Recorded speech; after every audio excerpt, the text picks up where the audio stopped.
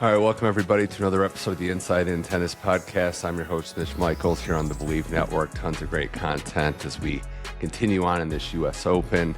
We're on to almost the second week. Round 3 is starting today as we record this on this Friday, getting everybody into this holiday weekend. Tons of great tennis, tons of great storylines.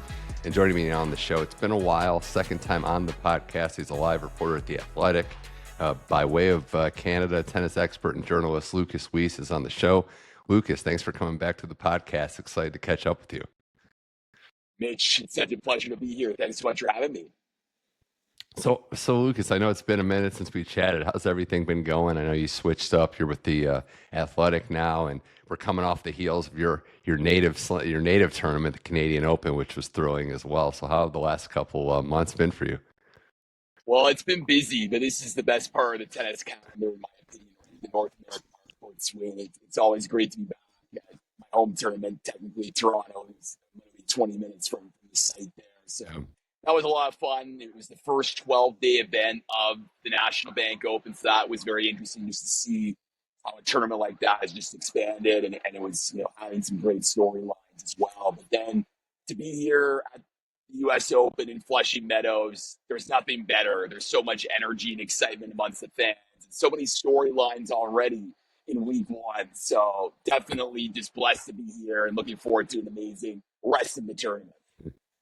Yeah, we were chatting before. It's just really the best time of year. We're in North America based, so it all roads lead to this point. And the tennis in New York, there's nothing like it. Starting at 11 a.m., going into the wee hours of the night, as long as it takes. And yeah, I was glued to the Tommy Paul Nuno Borges match last night that just wouldn't end. I know it was past 1:30 in the morning, but that was what the U.S. Open's all about, right? A player that has, in Tommy Paul's case, match points in the third set. You think it's going to be a routine match, not so fast, but he electrifies the crowd on a thrilling match point and wins in 5 sets. That was like a pinnacle, a textbook example of what the U.S. Open's all about. Yeah, because sometimes those late matches end because of scheduling, right? You get rain delay, or the first match goes a long time. You definitely see those 2 a.m. finishes. But this was more Tommy Paul, though, because like you said, Mitch, he should have wrapped that match up in straight sets. He had that match in the bag. But credit to Nuno Borges for fighting back and really putting pressure on the American. But it was that 5th set where, everyone was sort of tight. No one really wanted to take any chances. Yeah. They're trying to win in advance. But that match point, I think it's going to be one of the points of the tournament, honestly. It just had everything from court coverage to a lucky leg court to Paul running back to the baseline. So a fun way to end. But, hey, I got back to my hotel at 3 a.m. So I'm still trying to, wake up here. And what a way to wake up by speaking to you on the pod. Yeah, it was great. It was also, a lot to think about for Tommy Paul's sake. It's been a great couple of years. He's really, taken control of his career, become a major factor. He's had the injury bug this year, really since that Roland Garros run that he had.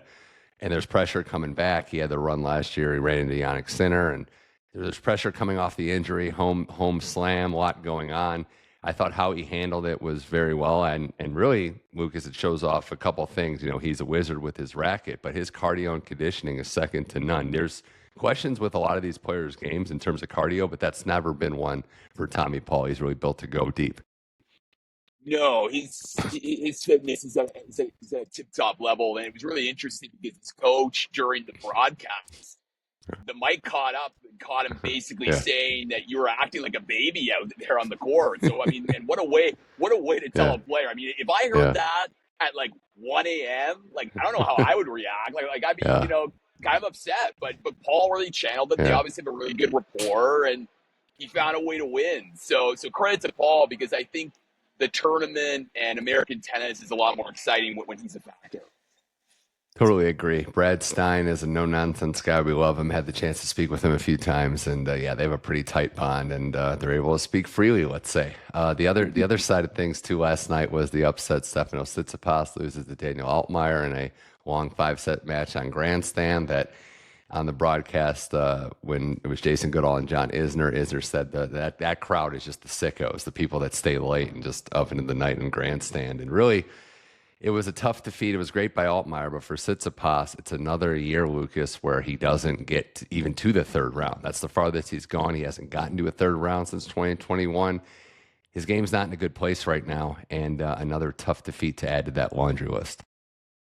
Yeah, I was one of the sickos, Mitch. I was out there on Yeah. grandstand during the fifth set, and it was a really electric atmosphere because you had sort of a split crowd. You had a lot of Stefanos support, but then you had a lot of "Let's Go Daniel" chants as well. And I thought it was a real missed opportunity for Tsitsipas. Like he had that match, he had some breakpoint opportunities, and for Altmaier, give him credit for digging deep and being able to rally to win that match. And of course, what a tense exchange, if you will, Mm-hmm.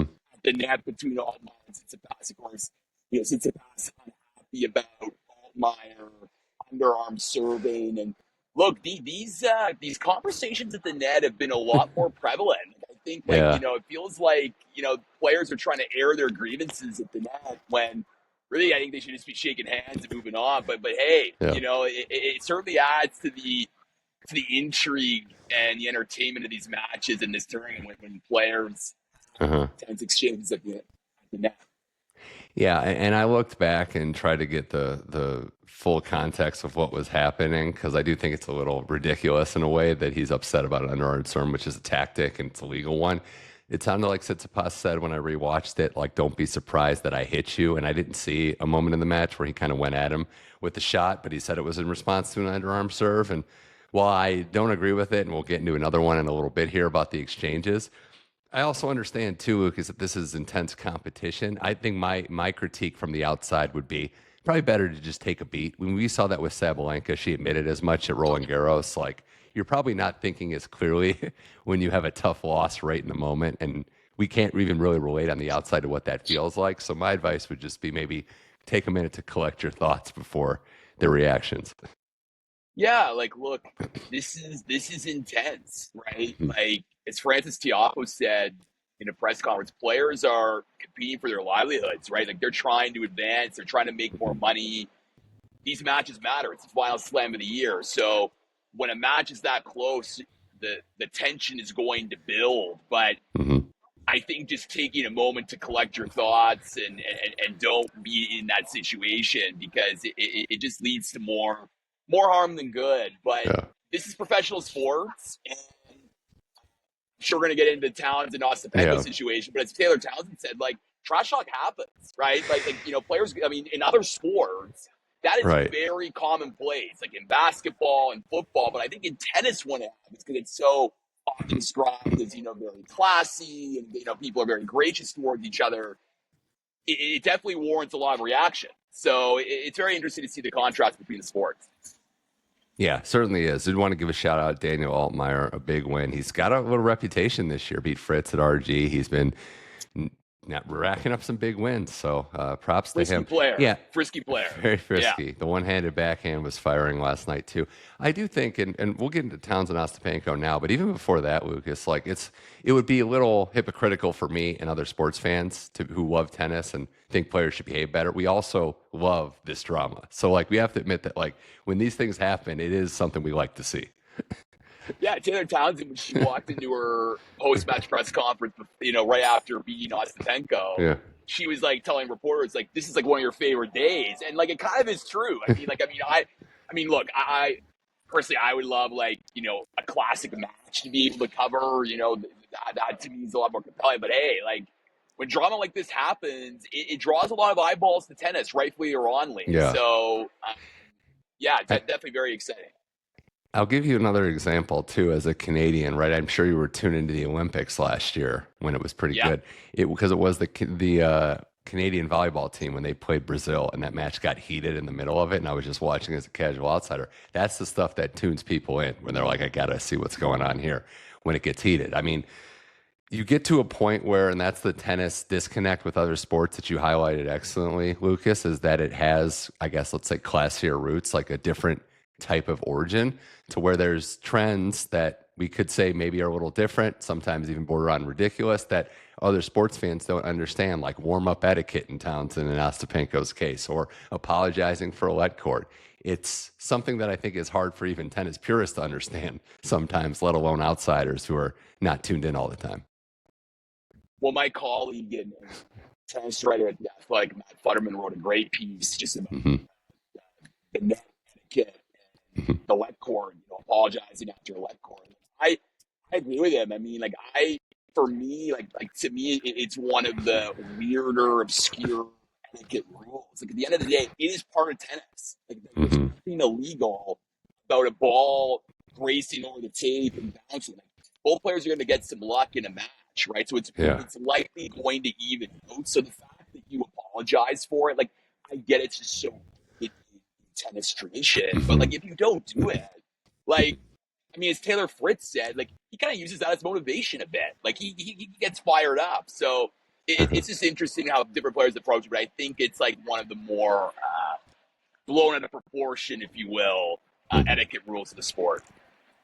Yeah, I would agree with that. I think there's also like a line of like maybe outwardly celebrating a let cord winner versus just Yeah, not apologizing. So, yeah, I mean the Townsend Ostapenko match highlighted a lot of those issues we just brought up, right? Where I think that you can say a couple things. I think Taylor actually handled it as well as anyone. Like, I know it's a little unfair for a lot of these players to be asked about something that they're not involved in. They don't have stakes in. You might be friends with one player over the other, but Ostapenko was out of line. Some of the things she said, I also, as I said earlier, like it was a heated exchange. I don't think it's any worse than Ostapenko's been to some other players. She clearly has a tough time losing. And Townsend Lucas just said, this is competition. People are going to overreact and not handle losing. And at the end of the day, she won, so she can kind of smile a little harder and look her in the eye and say, yeah, I beat you. I think that's the right approach, right? It's competition, and Taylor was the winner, and to the victor go the spoils. that to me was the biggest takeaway because to me, Taylor Townsend said, "I spoke with my racket." Right? I let the tennis do the talking. The fact of the matter is, regardless of what you think of that exchange and what Ostapenko said and Townsend's reaction to it after, she's the one advancing. She's collecting the paycheck, whereas Ostapenko's out of the tournament, right? So Hmm. I just think, in those situations, you really reveal character, right? And to me, you're seeing the character of Jelena Ostapenko. And it's funny because Arina Sabalenka was asked about it, and Sabalenka was one of the few players that actually talked to Ostapenko after the match. And Sabalenka said that, look, Ostapenko might be going through some stuff, right? And Yeah. when you go through some things, mentally, it manifests itself in that way. And then for Yeah. Townsend, like she's just, give her credit, right? Because in that first set, it was all Ostapenko, and then the American just hung in there and battled as she always does, and that's just so admirable. So to me, Townsend is the big winner here, not only on the court winning that match, but the way she handled such a tense moment after with such grace and class. Yeah, it was very impressive to see. And I think for Taylor Townsend, just competing as she's done in the doubles world, being the number one doubles player out in the game Sure. right now. So I've just been impressed with her ability to, yeah, keep it to competition where she's handling and she thrives in these situations. So we'll see what happens there. I mean, the other match last night that I had to get your opinion on, Lucas, is Coco Gauff down Vekic. It was a wild affair. Coco won in straight sets. So if you're looking at a box score, you think, okay, straight sets victory, but that's not exactly how it went. This situation with her serve, Lucas, and again, I give both sides equal words, right? It's really an issue. She's struggling, but she's still competing and finding a way to win these matches in spite of that. So where are you at with reacting to what Coco's going through, her ability to still fight, but clearly have issues on a key component of anyone's tennis game? Yeah, I mean, I was inside Ash last night, and it was a tough watch, honestly, from both players. Like, there were 8 combined breaks of serve in the opening set. At one time, there were 16 combined double faults. So it wasn't the prettiest tennis. But I think that, to your point, Mitch, like that's what Goff is really encouraged about. Like she's like this has been a really tough time for her. She's trying to navigate changing one of the most important strokes of a tennis player's game, the serve. She's working with biomechanics specialists down in McMillan, and previously worked with Arina Sabalenka to really resurrect her serve. So for Goff, like she was saying before the tournament, like the practice week was just so tough because she felt like her shoulder was going to fall off. Just the amount of serving that she was doing, and I just think it all let out last night, and she was just very vulnerable at so many moments, both in the match. She was crying before she was serving for the match. The second set, she was shaking. in her chair. And then afterward, of course, during the post-match interview, she was very vulnerable. And she was asked about that because oftentimes, Mitch, like, we're vulnerable in our private moments, right? Maybe to ourselves, to our therapist, to like family members. Like, Goff was vulnerable to like over 24,000 people in front of our stadium, millions more watching. And how she thought about that was like, she's human, right? She showed it, she showed her humanity in that moment and how athletes sometimes are put on these pedestals. They have to behave a certain way. And she showed, like, look, like, it's okay to not be okay and be going through some stuff. And she actually shouted out Simone Biles, the Olympic gymnast legend who was in attendance, because, Biles, of course, it's been a real inspiration for many athletes, including Goff, her mental health journey. So I just think for Goff, like, whatever happens in this tournament, I think you have to take it with just a huge, appreciation that she is back. And that, to me, is her trademark part of her game, because I think the rest of her game, the defense, the ground strokes, are great at the moment. She still can move around the court better than anybody. It's just the serve is going to take some time. So definitely something to watch out for as these matches go along, because like that second set, I mean, she won a lot of points on her first serve, which is something that she can definitely take as a positive. Yeah, I still am enamored with her ability to fight through, to get through adversity, to change up momentum, find a way to work your way back into a match. And that's the beauty of tennis, right, Lucas? You don't have to be better than everyone, just the person you're across the net from that day. Also, it shows you how heavy it is that, when you're a favorite in this game, right? The expectations thrown on you. She's a contender. She's in her home slam. There's a lot of expectation that she's earned the right to have. But I think it's also safe to say, right, there's players in this tournament that are playing really good tennis. So even in her mind, Lucas, she's understanding, I got to improve. It was good to get through to this point, but we've seen some very, very talented women in this U.S. Open. So it'll be interesting. And I think everybody else who was watching on the broadcast when they heard her coach McMillan say, I don't care if you have to hit it like 50 miles an hour, just spin it in. That was kind of like, okay, like we can all be tennis coaches now. They're saying just get the serve in, because literally it came to that point, right? Getting, not double faulting, getting points in play was just a huge advantage to the athlete that she is. That's what I do, Mitch, in my club. Just trying to get the serve in, right? When I'm in a match against one of my club mates. But no, like, it's, look, I was just impressed with just her poise. Like, I mean, for her to, obviously go through such a tough moment. No one wants, to be that way in front of all these people and be that public about it. But, Goff to show that, hey, like I said, like, she's human. She did have nerves in that match, and that she was able to battle through is just so impressive. And we'll see, right? Like, I think the fact of the matter is the 2 slams that she's won, you can make an argument she hasn't played her best tennis yet, right? Like, certainly the French and certainly her first U.S. Open. And I feel like she's trying to prove to herself and to everybody, like, that first U.S. Open wasn't a fluke at 19. She can win another slam on in her home country. So definitely fascinating to see how she goes moving forward.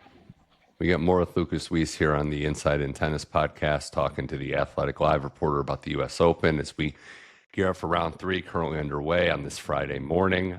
Other players to discuss, contenders at the top. Iga Swiatek was pushed, Lucas. Really, really pushed hard. And in that matchup against Lamens, and it was 6-4 in the third, Iga was never really trailing, but never really comfortable in that match. It showed you, too, that maybe top players can be a little bit off, just like Coco Gauff, finding a way to win, finding a way to go back to the tape and improve. It was a great performance by her opponent, but that was one of those days where Iga was just a little off. And in this sport, you never know when you could be on upset alert. Yeah, and look, Iga was, to me, the player to beat coming into this tournament, in my opinion, at least. I mean, I know that Sabalenka is the champion, and when she's on, playing in a hard court, very difficult to beat. Iga's a player right now. Look, she was the Wimbledon champion. She wins in Cincinnati. Those are her 2 wins this year. Not many people, Mitch, would have predicted that those were her 2 wins this season, 2 tournaments that she hadn't had great success at in the past. But I think it really helps a player, Mitch, when you go through some early round adversity like that. And look, it wasn't like she was, had to save a match point or whatever, but it's, it's good that you have some tests early on, because I think it makes you more comfortable as the tournament progresses. So for people to pull that one out, very key, especially as, the stakes get higher, the matches get tougher. Yeah, completely agree with that. It was nice to see her battle, and she's just so battle tested in a lot of these deals with the heat and the conditions. I know it's not the most humid as it's been in years past. It looks like the weather's a little better, but that stat also 2020s. I think she's the only women's player to make the third round at every single slam, and just shows the consistency there. So we love to see it from Iga Sabalenka. You mentioned just advancing through. She'll play Leylah Fernandez next. I put her near the peak too. And we mentioned Coco, but I got to ask you, and it's in Coco's section, but what do you think, Lucas, about how Naomi Osaka's looked so far? Canadian Open finalist into the top 25. And the way she handled Haley Baptiste was pretty impressive as she throws her hat in the contender list. Yeah, Naomi Osaka, to me, watch out for her this tournament. Of course, the U.S. Open's an event that really means a lot to her. Of course, she's a two-time slam champion. We all know when Osaka's playing on a hard court, playing at her best, she's very difficult to beat.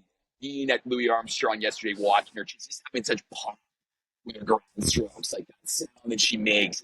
It's just so pure and so fun to listen to. But look, Osaka's confident, right? Like I think there's a quiet confidence. Like I don't think she's like, oh, I think I can do this turn. I think she's taking it match by match and really enjoying it out there, and also showcasing some great outfits. I mean, she that red Labubu, certainly took the tennis world by storm in the first round, and then wearing this purple outfit yesterday with that had some sparkles as well. So Osaka continues to be a popular figure in women's tennis, and I think that an Osaka Gauff match. I mean, I know we shouldn't look too far ahead, but I'm going to do so, Mitch. Yeah, that would be pretty epic if that were happening. Because of course they met years ago, different players now, it's different stages of their careers, but that would be an Ash match to remember if it were to happen. Yeah. I did that before, even in this tournament. I'm like, oh, Menchik, Fonseca, that'd be good. And neither of them get there. So that's what I say. Like, we don't like to look ahead too far. But no, I think part of it, too, is she's been playing good tennis consistently in other tournaments, smaller tournaments, and her ranking gets up. And then, what happens, luck of the draw, is that the draw is a little more navigatable. It's not like she's playing someone pretty tough in the first, second match. So, yeah, I'm with you. I think she's comfortable here. The crowd loves her, which, can be another thing if it was for somebody else. But I think she's going to get tons of support. Won this tournament twice. She's on the list. So, yeah, I mean, I think the contender list is, you still have on the women's side, obviously, Sabalenka and Iga at the top, Lucas. But it sounds like there's, with Coco obviously there as well. But it sounds like there's a decent list of contenders. Anybody else on the women's side you think can really make noise and make a run at this thing? Yeah, like I think, don't count out Jessica Pegula, right? I mean, Pegula's a U.S. Open finalist last year. She hasn't dropped a set. She's only dropped in each of her two matches 4 games, so very comfortably into the third round. She plays Victoria Azarenka today. I mean, look, Azarenka in the third round, yes, she's still playing at this high level, which is really great to see as a mom. And then, I just think Emma Raducanu, Elena Rybakina right now, they are playing the third round, so we don't know how that match will shake out as we're recording. But I think, one of those two players could be definitely hard to beat. And then, so I feel like the women's draw is deep. And as you know, Mitch, about the U.S. Open, anything can happen, right? And upsets are often very prevalent. So I'm very excited to see how this tournament will shake out. Yeah. Yeah, Rybakina is up right now. We'll kind of recap that at the end of this when we wind it down, but she's in a good position in that match, we'll say, which by the time you listen to this, you'll know the outcome. That's a good list. I mean, Amanda Anisimova looks good, Wimbledon finalist. I know she's done well here. Big matchup today, too. There's a couple interesting ones I was actually looking at, and one of them later today was Emma Navarro, Barbora Krejcikova. Navarro, who made the semis here, had a nice run. Maybe not her best year, but looked good in the first couple matches here. Krejcikova has 2 major titles, so I think that could be a fascinating one. And then I'm not going to forget about her, Jasmine Paolini, who's played well, major finalist a couple times, and was the subject to maybe the greatest sports photo of all time.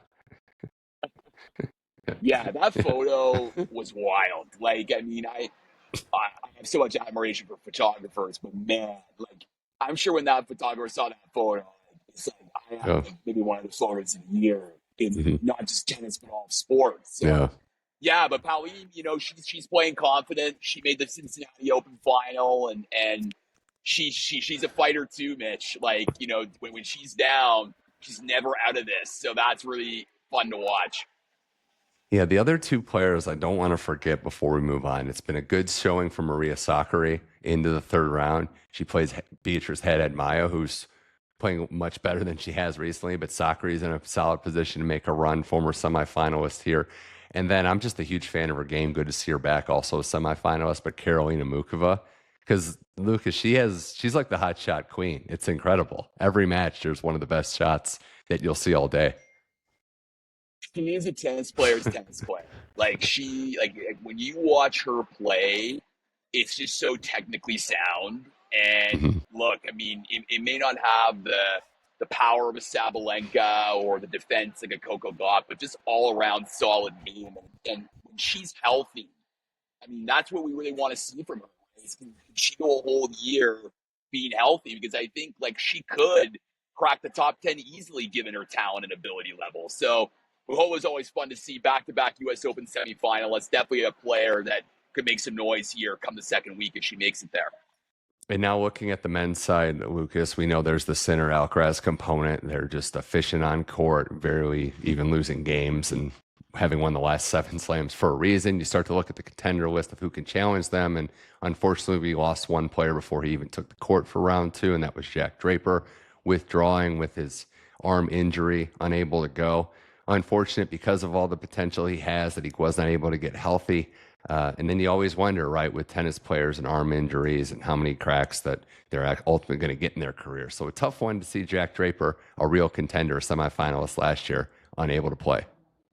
Yeah, look, Jack is someone that's such a dynamic player, and you thought after making the U.S. Open semifinal last year he was going to have a lot of confidence, but the injury, look, he just needs to take care of himself, like you said, right? And look, he played in the mixed doubles. Who knows if that had a factor? I thought he looked pretty good in his first round match, like all things considered. Mhm. So it'll be interesting to see, though, like does he take the rest of the year off? Does he come back? Or is he just going to shut it down and get healthy before yesterday? But definitely a big loss because I think he's such a fun player to watch. Yeah, he really is. We wish him the best health wise. That's been an issue. We know he puts the work in, so hopefully he can come back health and rested whenever that is. And looking at the other players, right, like Novak Djokovic being on that list and thinking where he is, having not played, we've now got two matches to look at, and he's won. That's the positive. The negative is it hasn't really been that great by his standards or by elite standards. So do you think, I mean, what's your assessment, Lucas, of where he's at? Is this playing yourself into shape? Is this rust? Is this old age? Where are we at with Djokovic as he prepares to play Cam Norrie in round three? Look, I think Father Time's caught up, right? Like it catches up with everybody, and Djokovic was trying to slam that down, for quite some time. But I just think this year, look, I mean, there have been glimpses of greatness, like there's no question about it. But then, as we saw in the French Open and Wimbledon, like he gets the second week of the Slam, and he just physically can't compete with a Jannik Sinner, right? Like, just a lot younger, more spry player. So. But here, like to me, what's so strange is just like he doesn't seem that happy self out there. Like he really doesn't seem to be, pumping himself up, really, getting the crowd involved. On changeovers, he's often, having the towel on his face, really breathing heavily in between points. And yeah, like Hmm. he just said that he's just not happy with the way he's playing, and he loves to compete, but he doesn't love when he's not playing well. So it'll be very interesting to see tonight as we're recording this. He's first on under the lights for his third round match against Norrie, like you said. Can he find a way to Yeah. right the ship and perhaps have a better rest of the tournament? We'll definitely see. He's definitely a player to watch.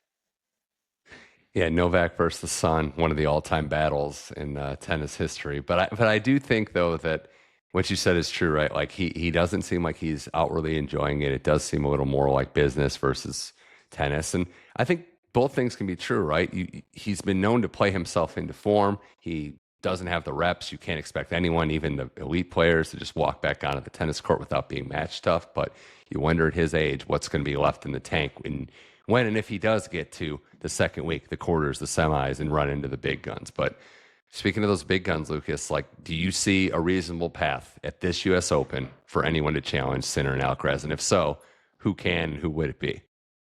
I mean, so hard to say. Like they look so awfully dominant right now. Like I, I've been really impressed with Alcaraz. I just think, given everything, given the fact that he comes into this tournament after losing early last year, calls that one of the worst moments of his life, losing in the second round last year. He gets a haircut, the buzz cut, if you will, and it just he's been 2-0 Yeah. since, and he's now doing Rory McIlroy golf celebrations, and he's just he's loving it out there. He's smiling, having a good time, and really Yeah. playing confident tennis. And Sinner just seems, again, like whatever that illness was in the Cincinnati final, that seems to have passed because he's really comfortable too on the hard course. So they are on a collision course, Mitch, for Chapter 3. I think it's what the tennis world wants to see. But I'm going to say one player, though, and I Mm-hmm. think it's Ben Shelton. I think Ben Mm-hmm. is somebody that Mm-hmm. he's fresh off his ATP Masters 1000 title in Toronto, and I was there for it on hand, and that was such a big confidence-boosting moment for him because he battled a lot that tournament. There were a lot of third-set tie breaks, and he was able to rally and really show his ability to battle adversity in a match. And when his serve is on, it is very difficult to beat. And I just think he's going to really, really revel in the crowd support and the energy and the excitement if, in fact, it's Shelton and Alcaraz in the quarterfinals. Yeah. That, to me, is the player to watch. But definitely right Yeah. now, it'd be foolish to say otherwise, Sinner Alcaraz. But you never know. It's why they toss the ball, right? Right. Yeah. Well, Sinner gets your Canadian Denis Shapovalov next, so we'll see how that matchup goes. And yeah, I mean, I agree. If it's going to be anyone, I do think it's Shelton right now. These Americans, like we've seen Tiafoe under the lights become a different player. Fritz can definitely lean on that crowd support. Last year's finalist, they both look good so far. And then Tommy Paul, of course. But yeah, I think Shelton, and it was pretty revealing, Lucas, right, when he said, "I'm proud that I'm more boring." I'm paraphrasing, but he's Yeah. happy that he's playing a little more boring at times because it's raised his floor, and that's what you need at this level. And just one other thing. I mean, like, I'm at a point now with Shelton where I agree. I think he's clearly got the upside to challenge these guys. I don't know if I'm there, and I don't know if I ever will get there, to be honest, in the near future, to say that he can go through both. But I'm definitely with you that maybe beating Alcaraz and breaking through and spoiling a final would be good. But it's tough. It's just so tough to have to beat both those guys in the same tournament. Yeah, I mean, like if you beat both those guys in the same tournament, it's one of the greatest wins, not just your career, but maybe of this generation at the moment. Right? Like it's kind of like back in the big three era. Like if you beat Nadal and Djokovic or Federer Nadal to be able to win a slam. So look, to me, you just have to get it done for Shelton, right? Like he has lost to the eventual slam champion in the last three slams this year, right? So to me, if you can get it done, I think that would just be such a confidence boost, like you said. Can't wait to see if we get that matchup. Shelton's only losses in slams have literally been to those two guys. So we'll see if it happens again or if he can break through. Still a lot of tennis to be played. But yeah, the other men's side, just some other players that I wanted to shout out and discuss. We mentioned the losses of Menchik and Fonseca, but Fonseca fell to Thomas Mahac. Lucas, I'm just a huge fan of his game when he's on. I know he's had some issues with health and has retired in matches before, but he had a master class in that one. So props to him. And then, of course, two countries, different levels, right? The Italians have just been shining through. Caboli, Musetti still winning. But we also got the Swiss guys, right? And Rietti and Kim finding a way too. So different countries in different stages, but some men's upsets that we've seen that have been kind of nice. Yeah, I mean, look, you love to see it because I know we like to focus on the top guys, but for these players, like those wins are so massive, right? Like not just for your Mm-hmm. confidence, but the fact that you're going to maybe play on a better court, the fact that you're going to make more money, right? Like for some of these guys, like Mm-hmm. that's massive, right? You're going to increase your ranking. So those are the moments that you just love because when you see their reaction when they win, it's pure joy, right? Because they're advancing a slam, and nothing beats that, especially this time of year after a busy season. No, it was great to see. And again, you had the Polish kid, Marcharzak, win. That was big. Other matchups, like Jan Leonard Struff beating Holger Rune was another one. We mentioned the players off the top. So it's been very fun. Yeah. So, Lucas, final thing, this has been great. Love following your work on The Athletic, and we'll let you get to the U.S. Open. But I did want to mention the match's final, one-way traffic, Rybakina 6-1, 6-2 over Emma Raducanu. And before this tournament, I made a bold claim, and I was looking at Rybakina as a real contender to win. May have picked her in a couple publications, but that's a shot to the field, what Rybakina just did to Raducanu. And I think she absolutely deserves to be on the short list of players that can go all the way in Flushing Meadows. Oh, 100%. Rybakina is an Australian Open finalist. She's won, the main hardcore tournaments, in tennis. So when she's on, I'm just so impressed with the serve. I think once her serve's working, it really unlocks her whole game. She's just so powerful off the return too, as we've seen against Iga Swiatek. So, wow, that's an impressive win. Because Emma Raducanu was playing well. She's had a great summer, Raducanu, but man, that's a cold victory for Rybakina to not stop Raducanu like that on Armstrong. Because I was just there for recording this podcast, and the crowd was mainly in support of Raducanu. So for Rybakina, that's a big win, and definitely announcing to the field, don't want to face her because she's really on right now. Yeah, this is going to be a fun U.S. Open. We're not even into week 2. There's so much drama, so much to discuss. Lukas Weese, always a pleasure catching up with you. What's next for you? What else you got cooking up work-wise and covering tennis? Yeah, really just focusing on this tournament, right? So I got some story ideas coming down the pipeline, reacting to breaking news that may happen, or and really our daily live blog. Is something that it's my main responsibility, and it's just been great to be able to contribute to that and get subscribers really interested about the tennis. So this is the tournament that gets a lot of North American fans excited about tennis, and I'm happy to oblige with providing them some sight, sounds, news analysis of the season's final slam. We appreciate your coverage. Keep up the good work. Always a pleasure catching up with you on the podcast. Lukas Weese, thanks so much for coming on the Inside In Tennis podcast. Thanks for having me, Mitch.